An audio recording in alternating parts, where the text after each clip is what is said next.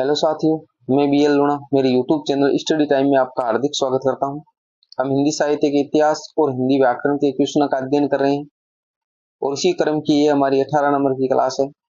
अगर आप मेरे चैनल पर पहली बार विजिट कर रहे हो तो चैनल को सब्सक्राइब कर ले, बेल आइकन को ऑल पे प्रेस कर ले ताकि मेरे आने वाले हर वीडियो का नोटिफिकेशन आपको मिलता रहे। वीडियो अच्छी लगती है तो इसको लाइक करें, अपने दोस्तों के साथ में भी शेयर करें और वीडियो को पूरा देखिए और अंत में मेरे को बताएं कि इन जो क्वेश्चन है इनमें से आपके कितने क्वेश्चन है वो राइट होते हैं। तो आप वीडियो को पूरा देखिए। बात करते हैं हम पहले क्वेश्चन की। तो आज का हमारा जो पहला क्वेश्चन है वो है शुद्धादेवत्वाद के प्रवर्तक है। वह बल्लभाचार्य, व विष्णु स्वामी, स निम्बार्काचार्य, द विठलनाथ। तो देखिए जो शुद्धादेवत्वाद है उस शुद्धादेवत्वाद के जो प्रवर्तक है वो विष्णु स्वामी है। कौन है? विष्णु स्वामी है। विष्णु स्वामी के समय का बात करें तो ये 13वीं शताब्दी में थे। 13वीं शताब्दी, तो इनका समय है वो 13वीं शताब्दी माना जाता है। दूसरी बात है जो विष्णु स्वामी है इनके जो प्रमुख शिष्य थे वो थे बल्लभाचार्य। बल्लभाचार्य, और इन बल्लभाचार्य जी ने बल्लभ संप्रदाय की स्थापना की थी। किसकी स्थापना की थी? बल्लभ संप्रदाय की।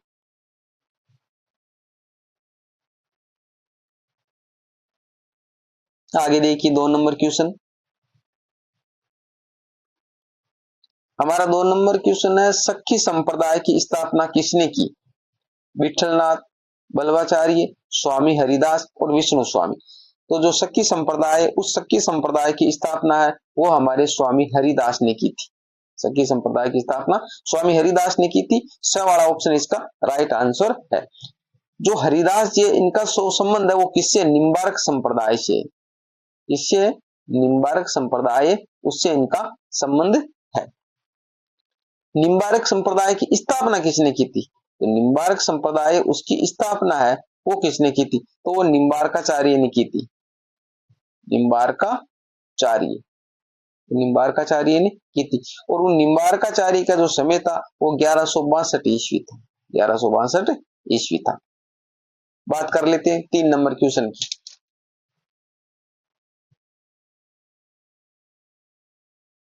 हमारा 3 नंबर क्वेश्चन है वो है बल्लभाचार्य का जन्म कब हुआ था? बल्लभाचार्य का जन्म कब हुआ था? 1400 ईस्वी, 1450 ईस्वी, 1469 ईस्वी, 1480 ईस्वी। तो बल्लभाचार्य का जो जन्म है वो 1469 ईस्वी में हुआ था। स वाला ऑप्शन है वो इसका राइट आंसर है। इनके गोत्र की बात करें तो ये तेलंग ब्राह्मण थे। तेलंग ब्राह्मण, तेलंग ब्राह्मण थे। और रायपुर जो जिला है उसमें चंपारण नाम का गांव है, वहां पर इनका जन्म हुआ था।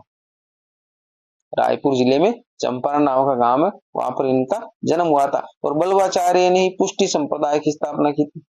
जो पुष्टि मार्ग है वो चलाया था इन्होंने। बात करते हैं 4 नंबर क्वेश्चन की। अष्टछाप की स्थापना किसने की थी? गोकुलनाथ ने, स्वामी हरिदास ने, बल्लभाचार्य ने और विठलनाथ ने। तो देखिए अष्टछाप की स्थापना वो स्वामी विठलनाथ ने की थी। तो द वाला ऑप्शन है वो इसका राइट आंसर है। इस अष्टछाप के अंदर है क्या? इसके अंदर 8 कवि है।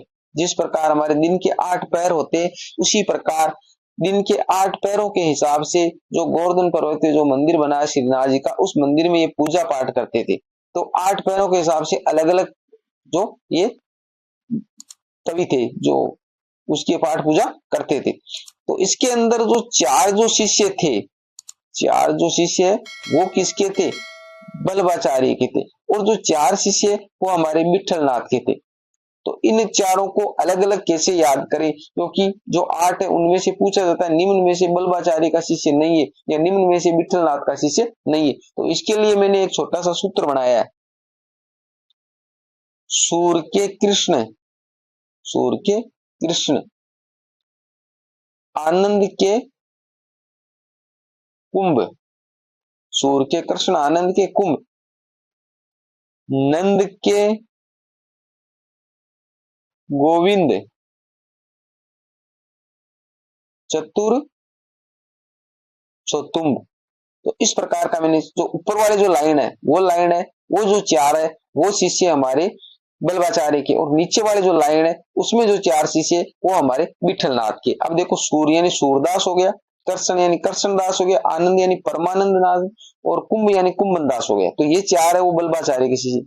नंद का मतलब नंददास, गोविंद का मतलब गोविंद स्वामी, चतुर का मतलब चतुर्भुज दास, और छोतुम का मतलब छीत स्वामी। तो ये 4 है वो हमारे विठलनाथ के शिष्य हो गए। तो आपको अलग अलग याद हो गया, और इससे ज्यादा वेटर मैंने जो हिंदी साहित्य का इतिहास पढ़ा है वहां पर अच्छे से इसको समझाया। अगर वो क्लास आपने नहीं देखी तो आप जाकर वो अच्छे से देख सकते हो।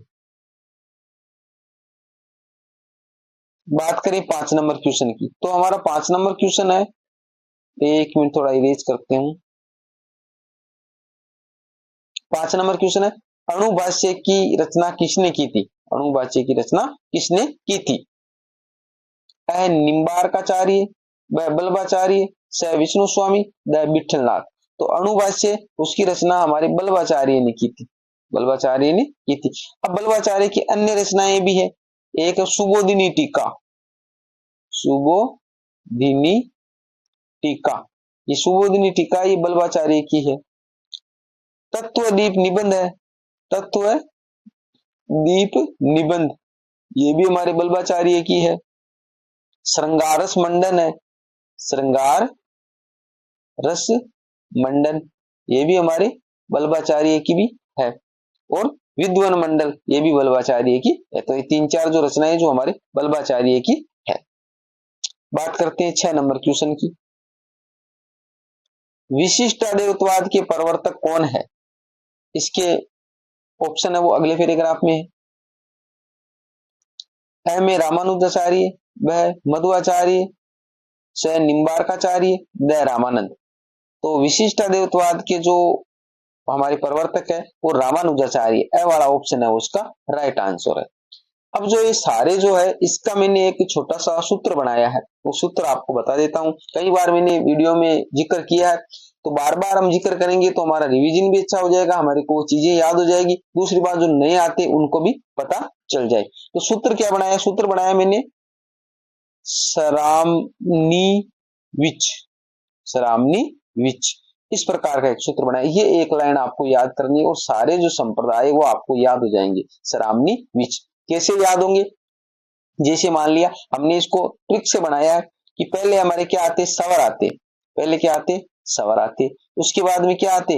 व्यंजन आते, स्वर आते, उसके बाद में व्यंजन आते। तो स्वरों में पहले क्या आता? अ आता। तो ऐसे हमारा हो जाएगा अद्वैतवाद। 1 नंबर पे हमारे को अद्वैतवाद रखना, अद्वैतवाद, ठीक है, 1 नंबर पे ये हो जाएगा। 2 नंबर पे हमारे को रखना है विशिष्टाद्वैतवाद। क्यों? क्योंकि स्वरों के बाद में व्यंजन आते हैं, तो वी से विशिष्टाद्वैतवाद, विशिष्टाद्वैतवाद 2 नंबर पे हमारा विशिष्टाद्वैतवाद हो जाएगा। 3 नंबर की बात करें तो फिर अद्वैतवाद हो गया, विशिष्टाद्वैतवाद, फिर आ गया देवत्वाद, देवत्वाद, देवत्वाद से डबल हो गया तो हो गया देवता देवत्वाद, देवता देवत्वाद, क्रम से याद हो जाएगा। और फिर हमारा 4 नंबर तक तो हो गया, और 5 नंबर की बात करें तो हो जाएगा शुद्धा देवत्वाद, शुद्धा देवत्वाद। और 6 नंबर पे हमारा हो जाएगा वो चैतन्य संप्रदाय है, वो चैतन्य भेदाभेदवाद, चैतन्य भेदाभेदवाद। ये आप अपने हिसाब से देख लेना, बाकी पेन थोड़ा अच्छे से नहीं चल रहा है, बाकी मैंने मौखिक में आपको बोल के बताया तो आप अच्छे से समझ रहे होंगे। तो 1 नंबर पे हमारा अद्वैतवाद, 2 नंबर पे विशिष्टाद्वैतवाद, 3 नंबर पे देवता देवत्वाद, 4 नंबर पे देवता देवत्वाद, 3 नंबर पे देवत्वाद, ये 4 नंबर पे देवता देवत्वाद, और 5 नंबर पे शुद्धा देवत्वाद, और 6 नंबर पे चैतन्य भेदाभेदवाद। ये 6 संप्रदाय हो गए हमारे। अब 6 संप्रदायों की प्रवर्तक की बात करें तो देखिए ये सूत्र अब काम आएगा, ये सूत्र अब काम आएगा। से का मतलब 1 नंबर पे तो अद्वैतवाद उसका हो जाएगा शंकराचार्य, फिर आ गया रा, विशिष्ट अद्वैतवाद हो गया रामानुजाचार्य, अभी देखो उत्तर में आया रामानुजाचार्य। फिर मैं का मतलब हो जाएगा मध्वाचार्य, देवत्वाद का हो गया मध्वाचार्य। फिर नी का मतलब निम्बार्काचार्य, देवतावाद का देवता देवत्वाद उसका हो गया निम्बार्काचार्य। फिर आ गया वी का मतलब होगा शुद्धा देवत्वाद का विष्णु स्वामी और वल्लभाचार्य, दोनों में से एक नाम आ जाएगा। और च का मतलब होगा चैतन्य महाप्रभु, चैतन्य महाप्रभु, ये हो जाएगा हमारे चैतन्य भेदाभेदवाद का। ठीक है। इस चैतन्य जो संप्रदाय है इसको गौड़ीय संप्रदाय भी बोला जाता है। क्या बोला जाता है? गौड़ीय संप्रदाय भी बोला जाता है। दूसरी बात, देवत संप्रदाय है, इसको ब्रह्म संप्रदाय भी बोला जाता है। ब्रह्म संप्रदाय, तो ये नाम आपको अच्छे से याद रखने हैं। बात कर लेते हैं 7 नंबर क्वेश्चन की, थोड़ा इरेज कर लेते हैं।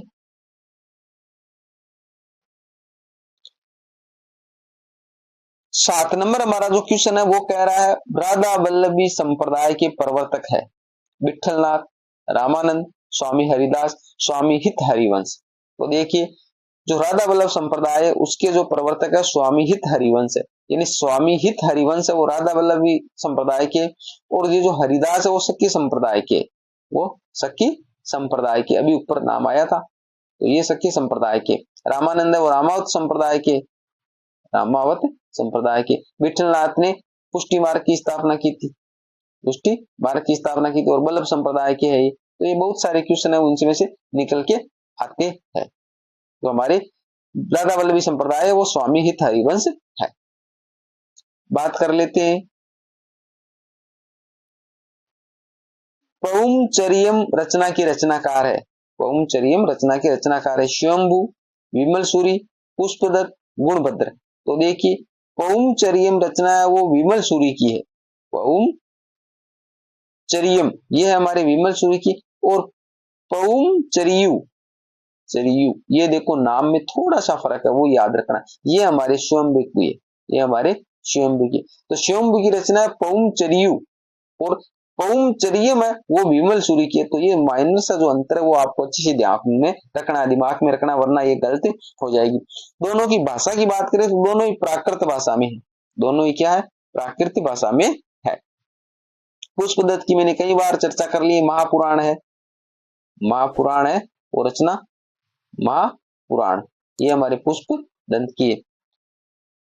आगे बात करते हैं 9 नंबर क्वेश्चन की।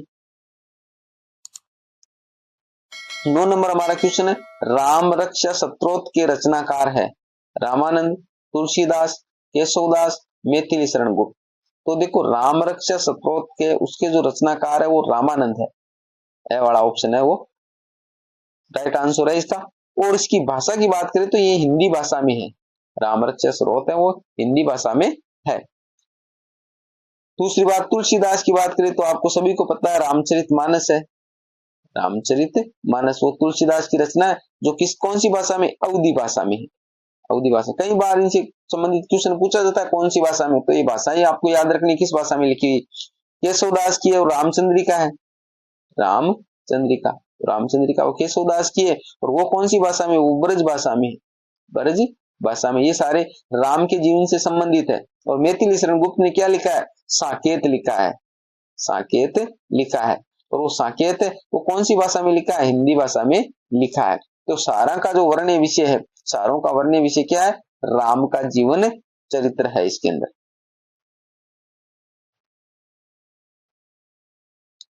दस नंबर क्वेश्चन देखिए, 10 नंबर क्वेश्चन है किसने भक्ति का मार्ग सभी के लिए खोल दिया था? तुलसीदास, सूरदास, रामानंद, गोस्वामी, गोकुलनाथ। तो भक्ति का जो मार्ग है वो सभी के लिए खोलने वाले थे हमारे रामानंद, रामानंद जी ने भक्ति का मार्ग सभी के लिए खोल दिया था। इनके लिए एक छोटी सी लाइन है, भक्ति द्राविड़ उपजी, भक्ति द्राविड़ उपजे ल्याये रामानंद, इस प्रकार की लाइन है। यानी भक्ति है वो द्रविड़ का मतलब वो दक्षिण भारत में पैदा हुई थी और उसको उत्तर भारत में लाने का काम है वो रामानंद ने किया था। 11 नंबर क्वेश्चन देखिए, निम्न में से विकारी शब्द नहीं है। तो मैंने आपको अच्छे से समझाया विकारी शब्द और अविकारी शब्दों के बारे में। तो अ में दे रखा संज्ञा, आगे है ऑप्शन, ब में क्रिया, स में उपसर्ग, द में विशेषण। तो देखिए इसके अंदर स वाला ऑप्शन है उपसर्ग है वो विकारी शब्द नहीं है, यानी संज्ञा, सर्वनाम, क्रिया और विशेषण, क्रिया और विशेषण ये क्या है? संज्ञा, सर्वनाम, क्रिया और विशेषण ये सारे हमारे विकारी शब्द है। सारे क्या है, विकारी शब्द है। बाकी उपसर्ग है, वो उपसर्ग क्या, शब्द निर्माणकारी शक्ति है, शब्द निर्माणकारी शक्ति है। तो शब्द निर्माणकारी शक्तियों के अंदर उपसर्ग आ गया हमारा, इसके बाद में क्या होगा, संधि हो जाएगा, संधि भी इसके अंदर आता है, समास भी इसके अंदर आता है और प्रत्यय भी इसके अंदर आता है। यानी इनसे संधि, समास, उपसर्ग और प्रत्यय, इन चारों से नए नए शब्दों का निर्माण किया जा सकता है, तो इसलिए इसको शब्द निर्माणकारी शक्तियां कहा जाता है। और ये संज्ञा, सर्वनाम, क्रिया, विशेषण, ये हमारे विकारी शब्द है।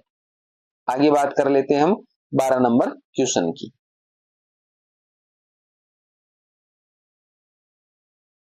हमारा 12 नंबर क्वेश्चन है, संज्ञा कितने प्रकार की होती है? अ 2, ब 3, स 4, द 5। तो हमारी संज्ञा वो 3 प्रकार की होती है। कितने प्रकार की होती है? 3 प्रकार की। ब वाला ऑप्शन इसका राइट आंसर है। कौन कौन सी होती है?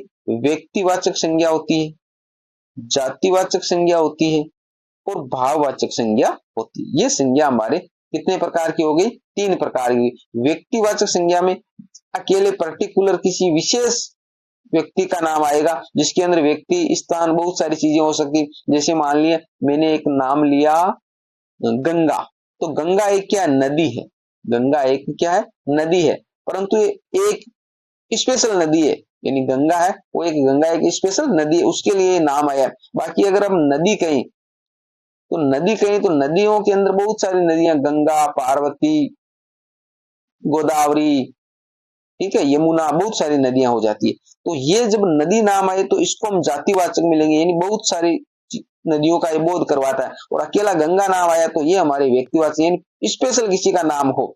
जैसे किसी का नाम हम ले कृष्ण, तो ये कृष्ण अकेले कृष्ण के लिए फिक्स हो गया, ठीक है। अगर व्यक्ति नाम ले हम तो व्यक्ति तो बहुत सारे हो सकते।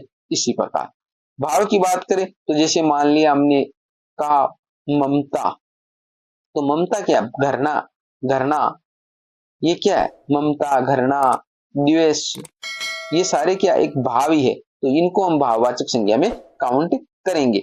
बात कर लेते हैं हम 13 नंबर क्वेश्चन की। थोड़ा हो रह गया था। दूसरी बात है, हम जो संज्ञा, मोटा मोटी संज्ञा 3 ही प्रकार की होती है, परंतु द्रव्यवाचक संज्ञा, द्रव्यवाचक और एक समूहवाचक, 2 और भाग बनाए गए, परंतु ये दोनों ही है, मैंने आपको जानकारी के लिए बता दिया। ये द्रव्यवाचक और समूहवाचक है, ये दोनों ही जातिवाचक में काउंट हो जाते हैं। तो मोटा मोटी मुख्य रूप से संज्ञा 3 ही प्रकार की होती है, तो ये बात आपको अच्छे से दिमाग में रखनी। अब बात करते हैं हम 13 नंबर क्वेश्चन की। 13 नंबर हमारा क्वेश्चन है, वो है गीता स्कूल जा रही है, इसमें गीता क्या है? अ जातिवाचक संज्ञा, ब भाववाचक संज्ञा, स व्यक्तिवाचक संज्ञा, द इनमें से कोई नहीं। तो अभी मैंने ऊपर आप इसके बारे में चर्चा की। इन गीता क्या है, एक किसी लड़की का नाम है, गीता एक स्पेशल लड़की है, उसी का नाम गीता है, दूसरी का नाम गीता नहीं है, तो वो एक क्या हो गया, व्यक्तिवाचक संज्ञा में काउंट होगा। बात कर लेते हैं 14 नंबर क्वेश्चन की। निम्न में से भाववाचक संज्ञा को छांटिए, रमेश, पर्वत, गंगा और विनम्रता। तो देखिए भाववाचक संज्ञा है वो क्या है, विनम्रता है, विनम्रता है, क्योंकि विनम्र है, विनम्र क्या है, एक विशेषण है, विनम्र एक क्या विशेषण है, और विशेषण से भाववाचक संज्ञा बनाई गई है। संज्ञा वाला टॉपिक आपने नहीं देखा है तो मेरे चैनल पर अपलोड है, आप जाकर उसको देख सकते हो, अच्छे से मैंने समझाया है, तो आप संज्ञा वाली क्लास है वो जाकर देख सकते हो। दूसरी बात, रमेश की बात करें तो ये व्यक्तिवाचक में काउंट होगा, पर्वत की बात करें तो ये जातिवाचक में काउंट होगा, और गंगा की बात करें तो ये व्यक्तिवाचक में काउंट होगा। आगे देखिए हमारा 15 नंबर क्वेश्चन, जो इस क्लास का लास्ट क्वेश्चन है। निम्न में से गलत कथन को छांटिए। अ व्यक्तिवाचक तथा भाववाचक संज्ञाएं एक वचन में प्रयुक्त होती है। तो ये कह रहा है व्यक्तिवाचक तथा भाववाचक संज्ञाएं वो एक वचन में काउंट होती है। दूसरी बात कह रहा है जातिवाचक संज्ञा एक वचन तथा बहुवचन दोनों में प्रयुक्त होती है। तीसरी बात कह रहा है विशेष शब्दों से भाववाचक, विशेषण है सॉरी, विशेषण शब्दों से भाववाचक संज्ञा बनाई जा सकती है, द इनमें से कोई नहीं। तो देखिए ये कह रहा है निम्न में से गलत कथन छांटिए, तो इनमें से कोई नहीं, यानी गलत कथन कोई नहीं है इनमें से। बाकी व्यक्तिवाचक तथा भाववाचक संज्ञाएं वो एक वचन में प्रयुक्त होती है, सही बात है। जातिवाचक संज्ञाएं एक वचन या बहुवचन दोनों में प्रयुक्त होती है, ये भी सही बात है। विशेषण शब्दों से भाववाचक संज्ञा बनाई जा सकती है, ये बात भी अभी हमने विनम्र शब्द के बारे में देखा था। तो विनम्र से शब्द से क्या बनी थी, विनम्रता बनी थी। तो कहने का मतलब ये सारी बातें वो सत्य है, तो गलत कोई भी नहीं है, तो द वाला ऑप्शन इसका राइट आंसर हो जाएगा। अब देखिए कि हमने 15 क्वेश्चन किए और 15 क्वेश्चन की अच्छे से व्याख्या की। आपके कितने क्वेश्चन है वो राइट हुए, तो आप एग्जैक्टली मेरे को बताए कि आपके कितने क्वेश्चन है वो सही हुई है, तो कमेंट करके जरूर बताइए। और अभी तक आपने चैनल को सब्सक्राइब नहीं किया तो सब्सक्राइब जरूर कर ले। मिलते हैं अगले वीडियो में, तब तक के लिए जय भीम जय भारत।